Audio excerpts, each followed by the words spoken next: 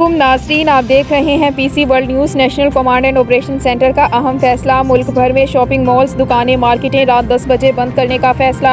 हमारे city reporter Abdul Hammad की तफसीलात के मुताबिक national command and operation centre की तरफ से अहम फैसला। मुल्क भर में मार्केटें, शॉपिंग मॉल्स, दुकानें रात 10 बजे बंद करने का फैसला। शादी हॉल्स, रेस्टोरेंट्स भी रात 10 बजे बंद किए जाएँ। तफरीगाहें और पार्क भी शाम 6 बजे बंद करने का फैसला। मेडिकल स्टोर्स, क्लिनिक और अस्पताल खुले रहेंगे। कल से मुल्क भर में मास्क पहनना लाजमी करार।